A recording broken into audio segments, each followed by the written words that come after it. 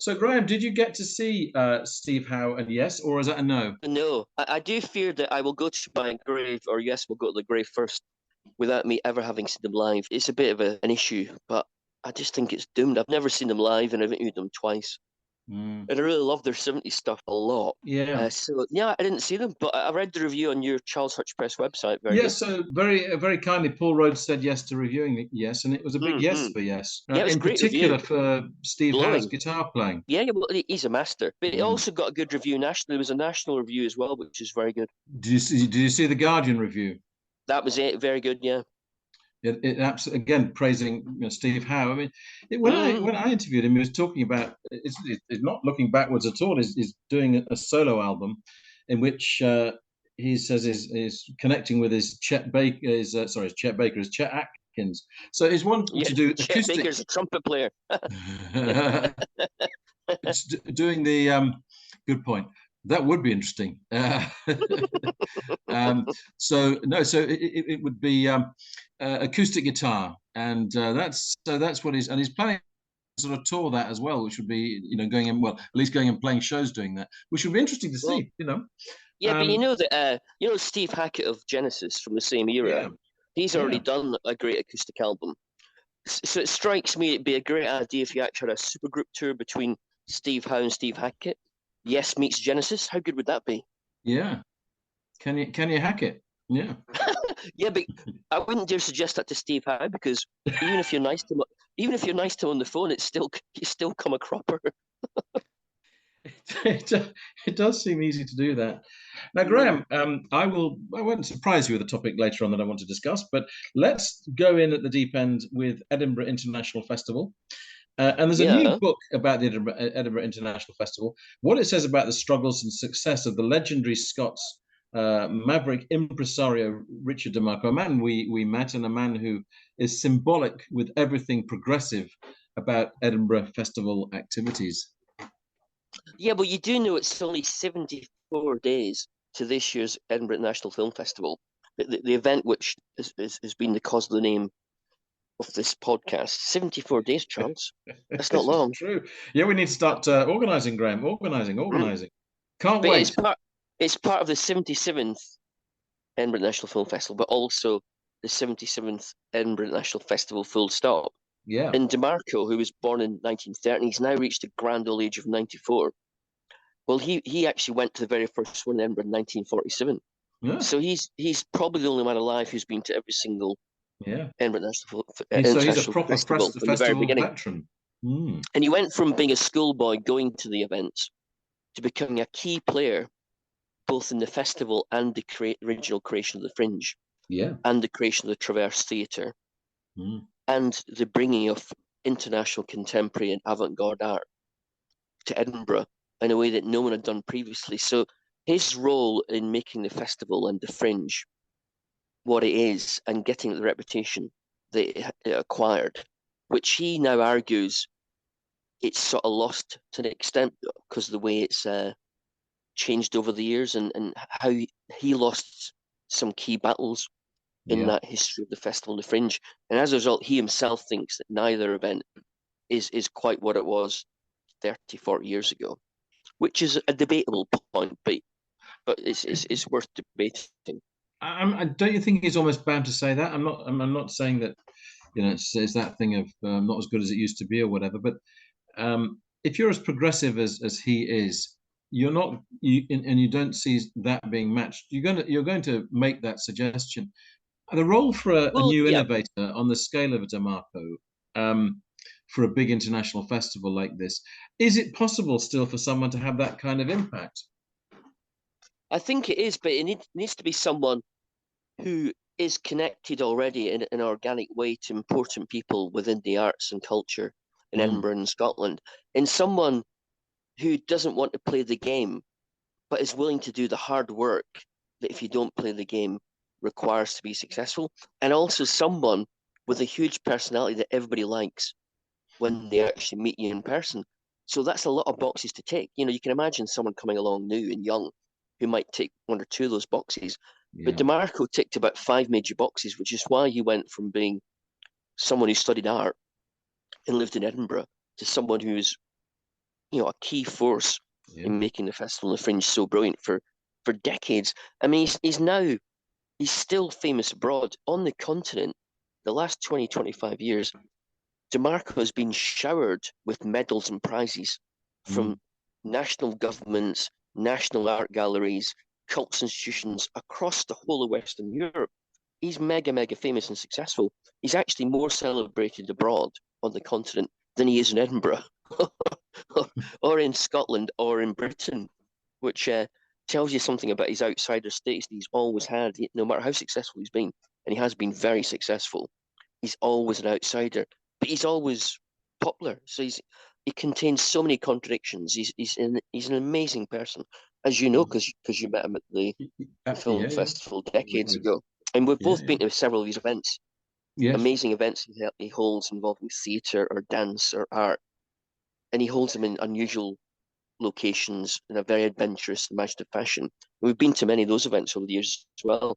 He's just an incredible guy. And in this new book, it's a sort of memoir by him and by another important figure in the festival, a journalist called Roddy Martine from Edinburgh as well. And it's called Demarco's Edinburgh. And it was published last year by Lewis Press Limited, who are based in Castle Hill on the Royal Mile in Edinburgh itself. So it's the perfect Edinburgh book about Edinburgh by Edinburgh people, which in my book you can't beat. It's like it's triple success, and it's a fascinating book, and you get the inside story about how it feels to have done all that.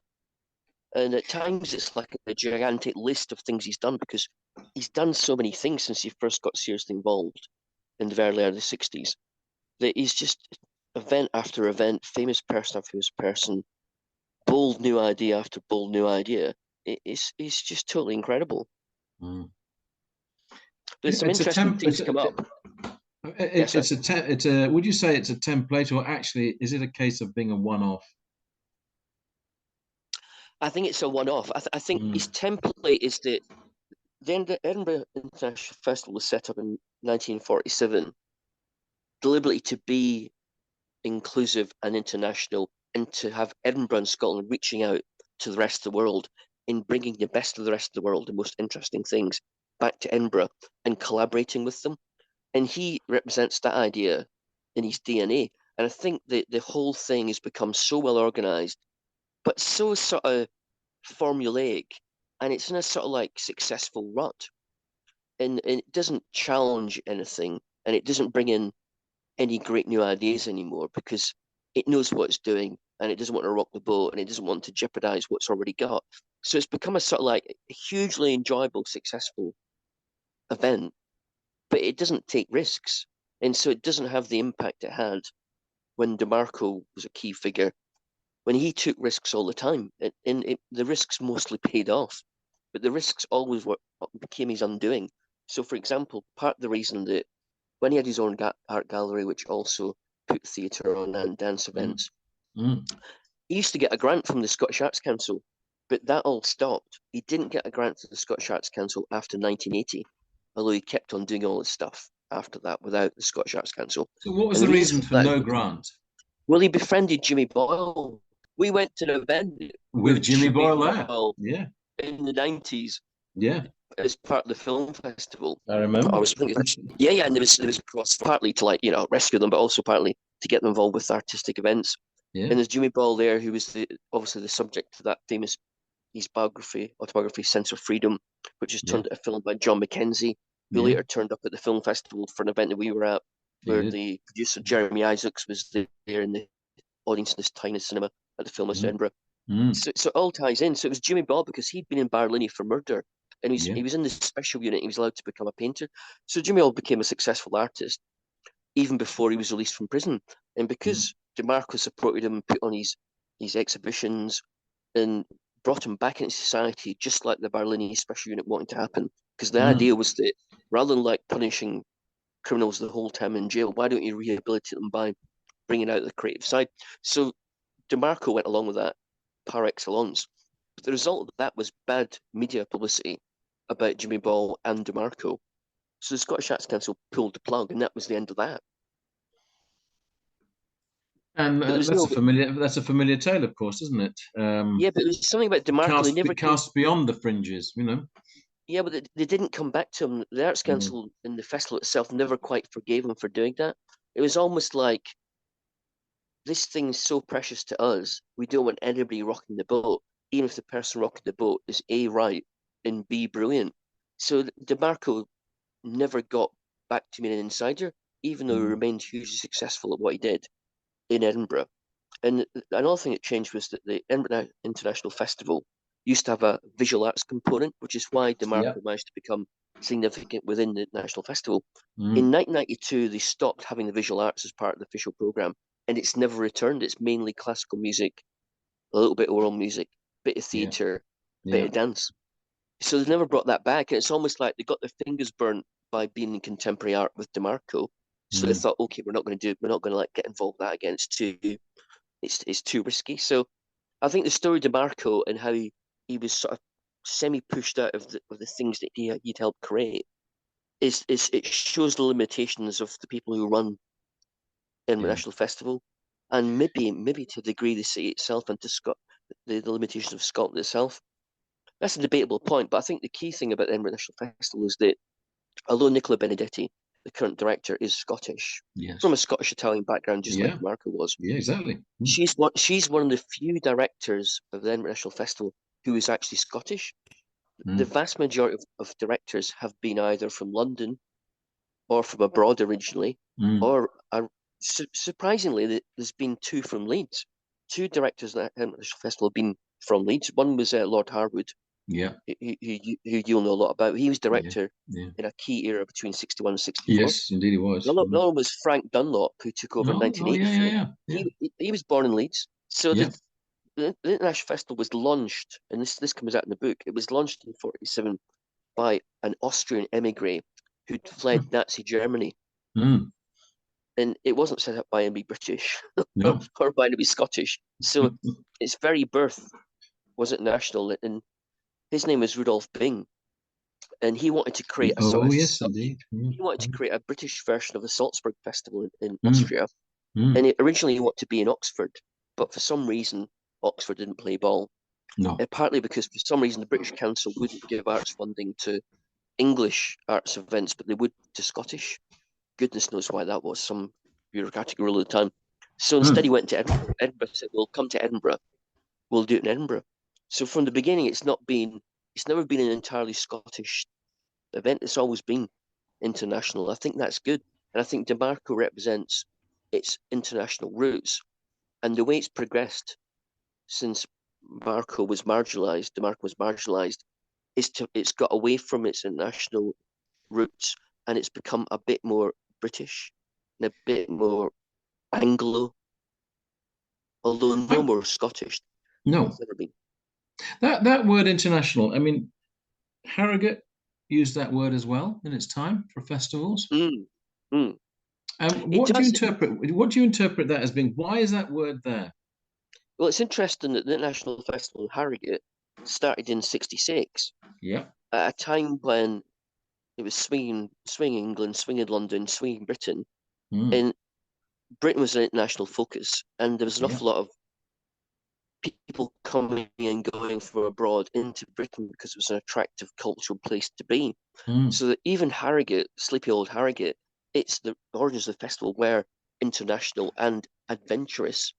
And the festival itself has become less international and less adventurous over the years, partly because of financial constraints. Yeah.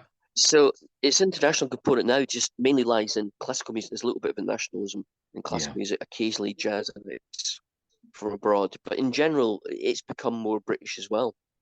So it's part of a cultural trend of Britain retreating from being adventurous and being international to being a bit more parochial, I think. So Brexit comes to festivals.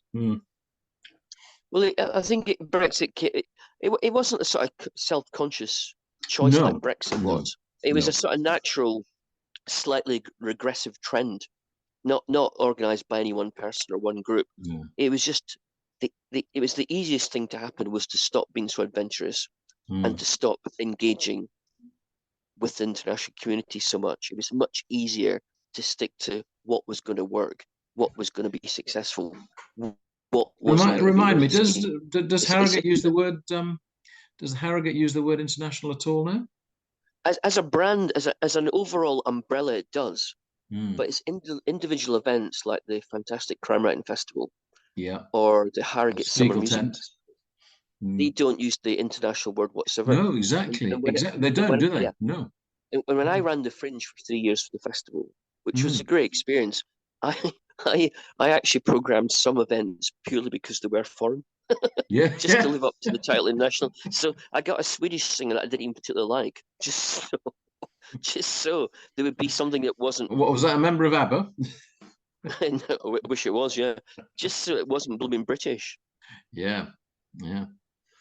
So Demarco's book, what's it called? Just the last thing for anyone looking out for Well, it. it's called Demarco's Edinburgh by Richard Demarco and Roddy Martine, published Yeah. last year by Yeah. Lewis Press Limited in Edinburgh. And there's an interesting fact in passing in the book.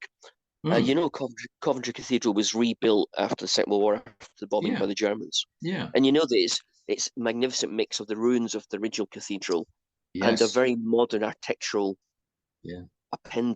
appendage, so to speak. Mm. And it was designed by the great architect Basil Spence. It Well, I was. learnt Yeah. in passing in Marcus Edinburgh, because the book also covers the history of the art world in Scotland briefly in the 20th century. So Yeah. it's a good primer for the Scottish art scene. Well, I learnt in passing in the book that Basil Spence studied at Edinburgh College of Art. I thought, oh, that's interesting. Ah. Ah. Interesting. Interesting. Now, Graham, it's time for an interruption, I feel. It is indeed. I'd just like to say one thing.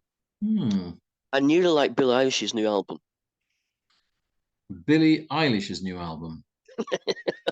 Well, you know, You've I'm been. on I a. don't know what's happening, Graham. You've spent considerable time listening to Taylor Swift's back catalogue and the ridiculously long new album, or two new albums in one. Now, again, you're trying to pretend that you're young and down with the kids No, this is what I'm not by the doing. miserable Billie Eilish. No, I bought Hit Me Hard and Soft, which I think is a terrible title for an album, Dreadful title, Graham. but by a woman, never mind a man, where it wouldn't be much better to by a man. But I think it's a terrible title. But the thing is, most critics who are younger than me these days act like Billie Eilish and Taylor Swift and Lana Del Mm, Rey are as good as Joni Mitchell mm, or Neil Young or Elvis yeah, Costello or Bob yeah. Dylan, which they Mm, simply aren't musically. no. But I don't need one of those critics who does. I neither want to pretend to be in with the kids, Mm. nor do I want to be a miserable old guy who doesn't know what he's talking about. There has to That be a might be middle me, line. Graham, that you're talking about the latter. Yeah. Charles, I wouldn't dare. I wouldn't dare. We're in a small car together. You can't have a big fight in a small car. No. But it's dangerous. But so I'm trying to understand the appeal of these artists by actually listening a lot to the work rather than just Yeah, I condemning think it out of that's hand. good research, Graham. Scientific, if nothing else. Yeah. And I have to say, Hit Me Hard and Soft, apart from the title, is a pretty good album. It's well arranged. It's got the occasional very interesting sound texture on synth by Billie's brother, who's heavily involved with the album in terms of the writing and production and Mm, playing. And it's not annoying, and it sort of crawls along in a low beat fashion, mm. which is quite appealing. The only problem is there's only a couple of songs that actually even come close to sticking in your brain. The rest just mooch along Is in that a a bit of an Eilish problem? it's a bit of an it's so understated as to actually not have a pulse. It's there's like very few melodies, and her singing's so understated as to be almost a mumble. It's almost like she doesn't want to get herself. She's lying in bed. She's a bit tired. She's Mm. got to sing the album, but she can't be bothered actually leaving the bed. So I'm just gonna sing it in a quiet way like this and not commit too much because I'm still trying to sleep, and it's like that. So it's a good sort of background. I'm trying to get to sleep at night. It's playing in the background Mm. type album, but again, it's not a stupid album. You can tell there's in some intelligence at work here. But again, I don't see what the point of the music is. If you listen to a classic 1980s Cure album, which is Mm. fairly downbeat, if not depressing. And Disintegration, for example. yeah, or 17 seconds, and Yeah. it's all quite, like understated and Mm. low in sound, not dramatic. So, you can see Billie Eilish liking The Cure, for example, but you know what the point of The Cure is. You listen to a Cure song, you know what they're trying to say. You know Mm. what the emotion in it means. You know what the intellectual side of it means. I Mm. listen to Hit Me Hard and Soft, and I don't get what she's trying to say. I don't see there's much that she's trying to say. It seems to be just a reflection of her mood, and her mood's fairly downbeat.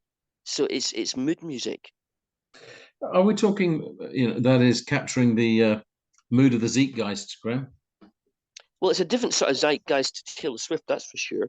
And it's also different to Lana Del Rey. Lana Yeah. Del Rey's all drama and theatre in Mm. big emotions, like she was a female Roy Orbison. Yeah. Whereas Billie Eilish is definitely lower key and more understated than that, and she's not even half as poppy as Taylor Swift.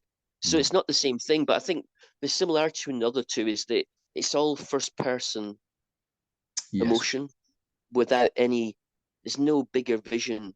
There's no clever turns of phrases or intellectual analysis of a So, situation. what are people connecting with? People are connecting as it's almost like it's about people's daily lives, how people feel on a minute to minute basis. So if the artist is doing an album or a song, it's like how you feel at that minute in your life, not happy about something, or confused about something, or Mm. anxious about something, or fed up, or angry at the boyfriend, or on that minute basis, on that instant gut level. These albums reflect those minute by minute feelings. They're all basically diaries without the benefit of hindsight. So it's in the here and now, which consigns it potentially quite quickly to the past. Yeah, but all music becomes the past. And So you can't get away from that one, Charles. all music becomes the past. Mm. Well, Not all, obviously. not all music that goes into the past stays in the past and doesn't have an influence on the present. Some, That's some, true. some has its You're right. moment. Some has its Yeah. moment, and then doesn't have its moment. And I know The I question contend to rather too much that much of the modern music era is not going to have that hang around element of so many like artists that you and I have liked. But that's probably unfair it's quite tricky because and a lot of narrow-minded. music we love in the past has dated and sounds like it's time, and has Talking about lyrics mud, which Graham. Talking about mud, no. Well, the Slade. Kinks. I mean, no, The, The Kinks in the 1960s. What a great band! yeah, So many brilliant songs. But yeah, you can't pretend that most of those songs feel like about today or sound like today. yeah, They yeah, sound like the 1960s, yeah. and we still love them. So for all Mm, we know, in 20, 30 years' time, people will still love Billie Eilish songs and Taylor Swift mm, songs and Lana Del Rey mm, songs, mm. even though they may then sound dated because the world will move on, people will move on, ideas will move on, sounds Yeah, will move on. These will become dated, but they still may be popular. It's definitely possible. The yeah. only Well, question when is whether they deserve to be popular. yeah, That's the only question. that's and neither you nor I, Graham, potentially will be around to discover this, of course. But anyway, let's not gloomy. Let's not get gloomy. So, Graham, I went to Scarborough and I went to see Dexys at Oh wow, Scarborough you love Spa. Dexys. Have Now, I said this already, Charles? If you could get a gig between Dexys and Alan Ayckbourn on stage at the same time, it would be the perfect gig for you. you have You'd be in you heaven. have You'd be you, in you heaven. have mentioned this. I accept this. Now, last year, the the gig at York Barbican, to remind our wonderful listeners, was the Feminine Divine tour, I split remember you into a talking about that. theatrical presentation of his album all about female empowerment and women being goddesses and actually being the ones that we should all as men worship. And then the second part of the show was presented just as a few greatest hits. Kevin did lots of costume changes, some interaction with the men in the band, but the primary involvement was with the character called the protagonist, who was the female element in the performance, who ironically, in her big moment, her moment of being, because Kevin kept talking, this was at the York gig, the opening gig of last year's tour, Yeah. about women being empowered. And the only time you couldn't hear the vocals all night was when she was having her song, which just seemed a wonderfully ironic moment. Yeah, but Anyway, Charles, it could have been worse. Kevin might have played the woman himself. Do you know what Kevin's like? well, we of course went to see him at Leeds, dressed in that particular way. So I That was went about along with 2000, long time the ago. publicity suggested that this was the last leg of the Feminine Divine tour. So I was kind of expecting maybe it would be the same set list, maybe, but maybe just, maybe that it obviously got into its groove because it was now on the last leg. So along comes Kevin.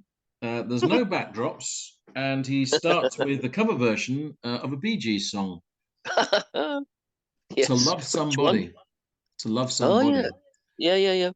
And utterly beautiful in the way that Kevin can do songs. And what it became apparent was, no, I'm not doing what it says on the tin.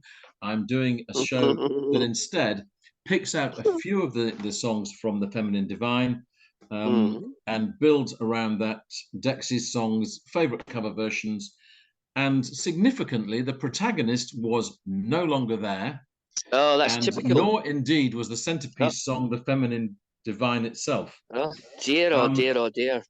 Now, well, except that it was much more like a Soul Passion Revue show of Kevin at his best, and they are brilliant musicians that play with him in this band. All got individual character within that. There's the one wearing a Stetson. There's the keyboard player in an African dress design.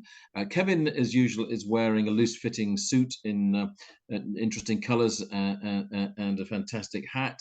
He has a wonderful fiddle player in a beret, looking French, and it is all very stylish again.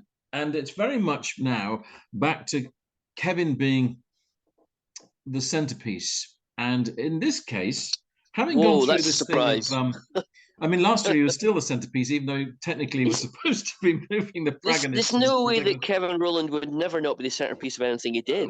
So he's completely and utterly back to being the centerpiece. Now, he as is the way for many years of concerts, going way back actually to as long ago probably as the third album, having some kind of way of bantering with other band members in which they ask him things and take the risk of him saying certain things about them, and likewise they try and maybe take the mick out of him and he responding to that. Now, last year was all about, as I say, female empowerment and women being goddesses. This time, Kevin has gone back to seemingly jettisoning that, and it's all about Kevin being free. So there is the song "Free," which was from, I think, not obviously from the Feminine Divine, but the previous Dexys album, and it has a long discourse about freedom and what that means, with the trombone player. And so it's very much a Kevin being back to being all about Kevin. And we need to talk about Kevin, and indeed Kevin will talk about Kevin. Now, musically, the show was absolutely brilliant. I mean, he does pick, as I say, wonderful musicians. It combines what you want, which is some fiddle playing, so you've got that element from the Celtic Soul Brothers era, plus of course you've still got trombone, and you've still got saxophone, and you've got the keyboards, and you've got Kevin and that sublime voice. And he is an out there personality, and he's a showman, and I think it was in many ways actually more complete, a much better show.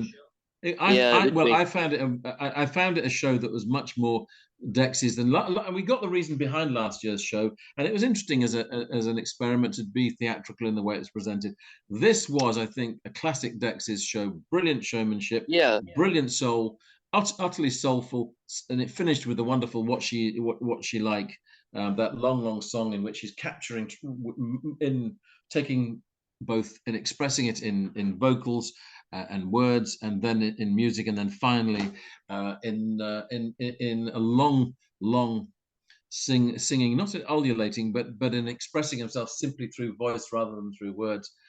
But I would say this sounds like a good call, because the basic idea of Feminine Divine is slightly suspect, because the very idea that a man is on stage praising women is already a bit condescending. I don't really think women need men to be on stage either praising them or defending them. And the idea that an event dedicated to women should be run by a man, i.e. Kevin, again seems slightly wrong. So I'm glad he's thrown that idea away, because it was never going to work. I felt this was a more complete show, and I go along with the idea. I mean, it talks about being free, freedom of choice, and that's for everybody. And I think actually that's probably more a place to be. Mm. I think, as you say, there was a sense that telling women that they're goddesses, telling women that it's female empowerment, and that we should worship them. The fact that he's telling them that is actually, as you say, it's kind of contradicting. Yeah. So Graham, I love you so much that I'm still going to hog the stage. That's the one. Anyway, I thought last year's shows was interesting, but I thought this was Dexys at their most sublime, and at 70, he is still a fantastic frontman. So Graham, last topic for tonight, if we may, is the return of your Vinyl Sessions Classic Albums event in Harrogate, a long-running series. And this week, the Eagles meaning explains. So how did the Eagles land that name?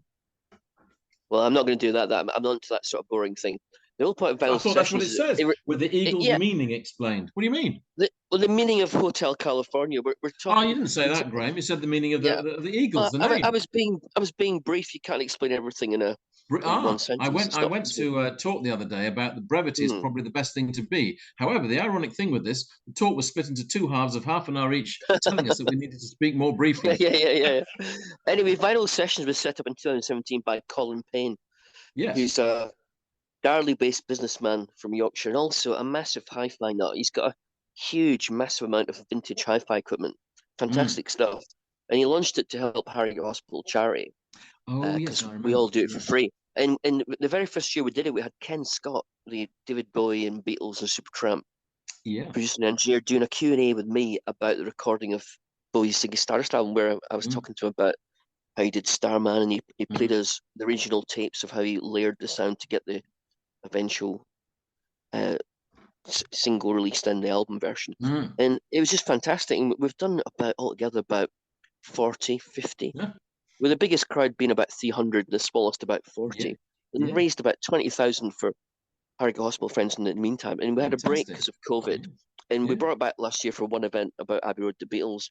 And this year we're going for an original home, which is a fantastic independent bar in Harrogate called Starling. The first one's next Wednesday, which I think is June the 5th, and it's about Hotel California, which it's not my favorite album, so I've been playing it a lot and thinking about it, looking into it. And what I want to sum up isn't who was in the band, how was it recorded, how many records did it sell. It's like, why is it still so famous? It isn't just the tunes. It's about what Hotel California and the Eagles stand for. And what they stand for is a significant part of post-war culture. And that's why it's still successful and famous. It isn't just the music. So I don't stand there and give you a history of the band, because you can read a book for that.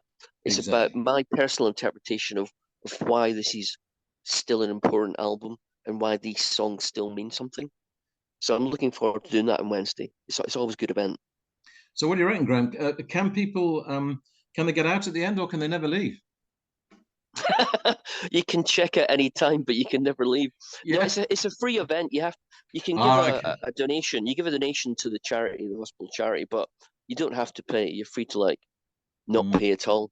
So yes, you can leave at any time, and they do nice pizza there as well as craft beer. So you can not only leave the event, you can have a nice supper and a pint. Yeah.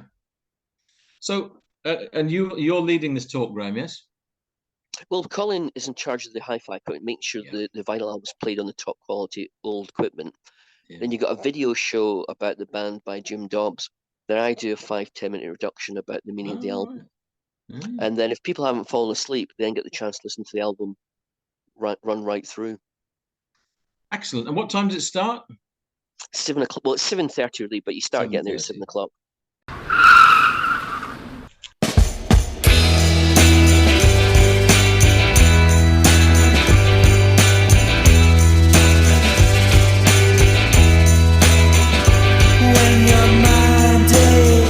You've been listening to the podcast Two Big Egos in a Small Car. Your hosts were Graham Chalmers and Charles Hutchinson. This was a Baltic sub-production.